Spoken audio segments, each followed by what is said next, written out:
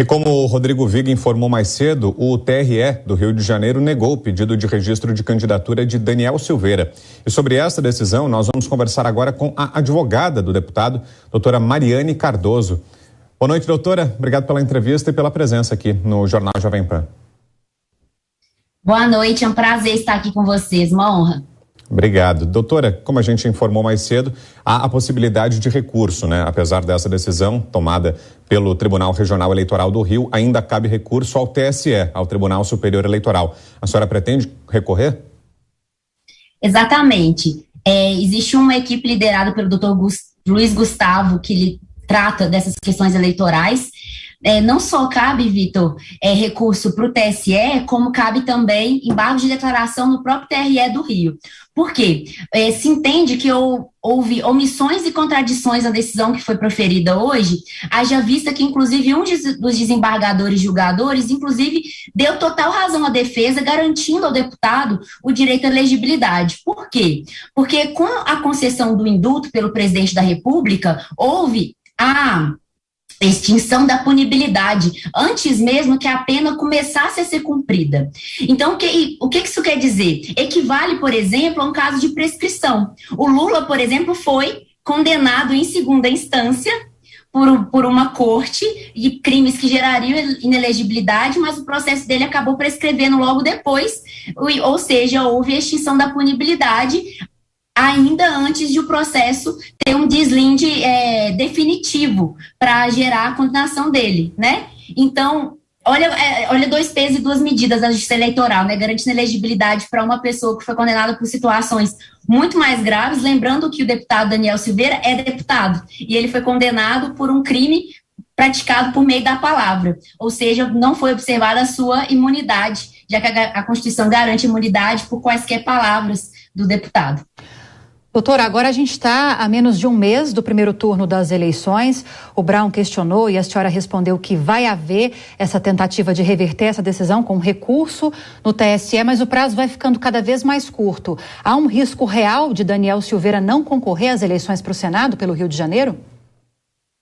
Não deveria haver, né? Do ponto de vista legal, a elegibilidade dele está garantida em razão dos preceitos legais. No entanto, é preciso deixar muito claro que Daniel está sendo, sim, vítima clara de perseguição política, porque isso fica claro não só na questão eleitoral dele, como nas questões criminais que envolvem tanto o próprio Daniel quanto a família dele. Daniel não tem direito a uma defesa regular, não tem direito a devido processo. O processo contra ele criminal é absolutamente indevido desde o começo, desde o seu início, e agora é ainda mais grave, porque em junho desse ano, a Procuradoria-Geral da República concordou com os recursos que foram apresentados pela defesa perante o STF, reconhecendo que houve extinção da punibilidade.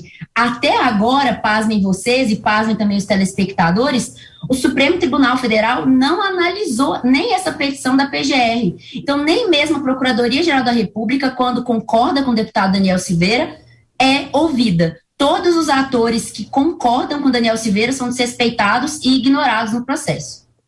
Doutora, e assim que a senhora passou a integrar a defesa do deputado Daniel Silveira, nós trouxemos essa informação aqui, inclusive, a senhora teve um encontro com o ministro Alexandre de Moraes. Isso foi em maio desse ano, ou seja, há 4 meses. De lá para cá, o que mudou? O relacionamento com o ministro melhorou? Vocês conseguiram, a defesa do deputado conseguiu, de alguma forma, flexibilizar a atuação do ministro no caso?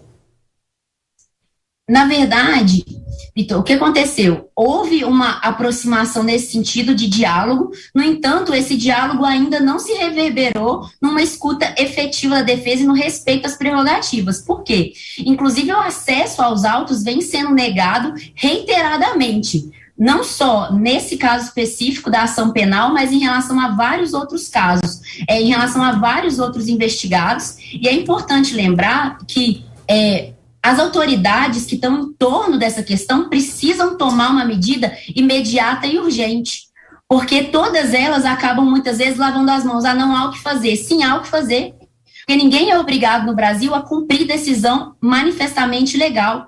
Quando uma decisão é emanada por uma autoridade incompetente ou quando existe ilegalidade na decisão, as autoridades têm sim a possibilidade de olhar para aquela decisão e pensar o seguinte: essa decisão é ilegal, então eu vou questionar isso, eu vou devolver com uma manifestação, eu vou subir, por exemplo, na Polícia Federal, ao invés de cumprir um mandado absolutamente legal, como aconteceu com os empresários há poucas semanas, ao invés de cumprir aquele mandado absolutamente legal, eu vou questionar isso, eu vou enviar, por exemplo, para a direção da minha instituição, para que haja um posicionamento coerente e concreto de toda a instituição.